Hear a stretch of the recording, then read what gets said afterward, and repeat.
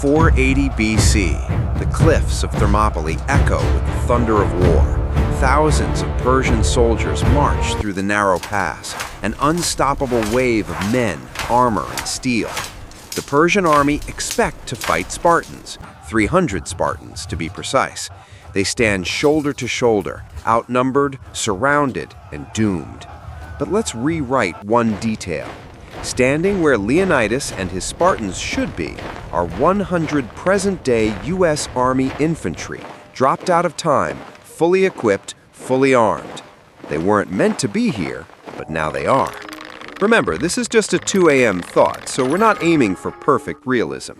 So what happens when 21st century soldiers face one of history's greatest armies? Do you rewrite the legend, or does time crush even the most advanced warriors? Let's find out. So, what exactly has materialized in 480 BC? It's a 100-person army squad from 2025. They've got night vision goggles, advanced optics, comms gear, and body armor that can stop rifle rounds. They've trained for desert warfare, urban assault, and close-quarters combat. But more importantly, they've brought technology. Here's what a single platoon is packing. M4A1 rifles, effective up to 500 meters. M249 saws, light machine guns capable of laying down suppressive fire at up to 750 rounds per minute. AK-4 launchers for anti-armor or crowd control, and plenty of grenades, frag, smoke, and flashbang. Body armor and helmets that can stop or deflect ancient arrows and blades, and a handful of small recon drones for aerial surveillance. They've brought tens of thousands of rounds of ammunition, medical gear, and ration packs. But that's it. No resupply, no backup, no radio contact with the future. Just what they carry and what they can scavenge. Now, let's look at what they're up against. The Persian army, led by King Xerxes, numbered in the hundreds of thousands.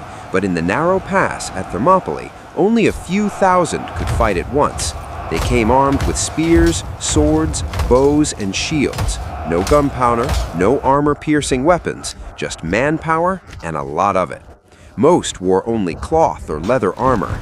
Their weapons were iron or bronze. And while they had archers and cavalry, the geography of the pass nullified many of their advantages. Their strength was in numbers and discipline. Their weakness, technology. The battle begins. The Persians send their first wave, foot soldiers in tight formation, shields raised, spears ready. But this time, 100 U.S. soldiers are dug in, mapped out with laser precision. Then, gunfire, pouring thousands of rounds into the oncoming formations.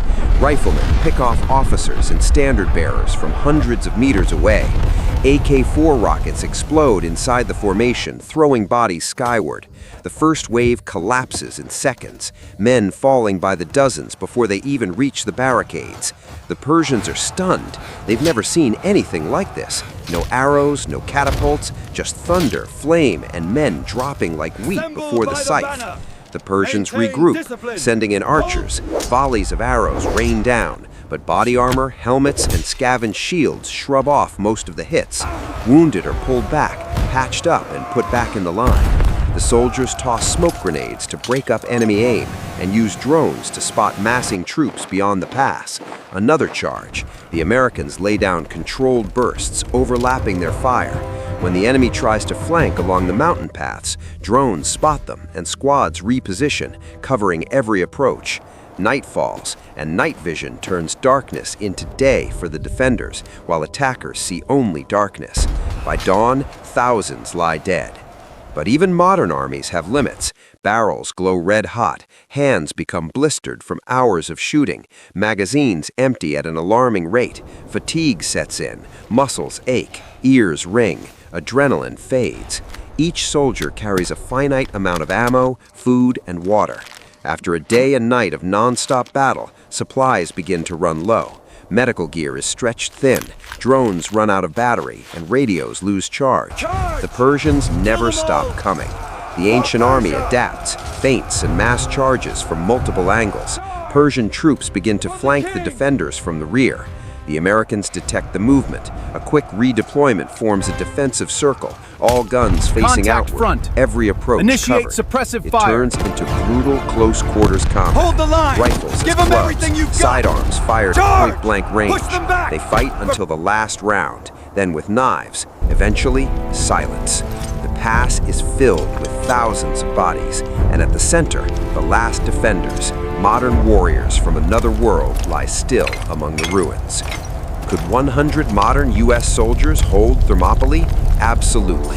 They could stop tens of thousands, break every frontal assault. The Persians would tell stories of thunder and death for generations, lit up with but strange eventually, lights, numbers moving and faster than time arrows. win. Then And with came no the hope of explosions, resupply, throwing even the men and best-equipped horses into force the in air. history can only hold so long. Thermopylae, with 100 modern US soldiers, is a goddamn massacre army, for Xerxes. led by King The Xerxes, Persians win while by they had numbers, archers but the cost is so extreme, it could cripple his campaign before it even begins. But what about the legend? Imagine you're a Persian soldier. You see your friends disappear in flashes of fire and sound. You watch attacks crumble as if struck by the gods. They wouldn't just change history, they'd become it.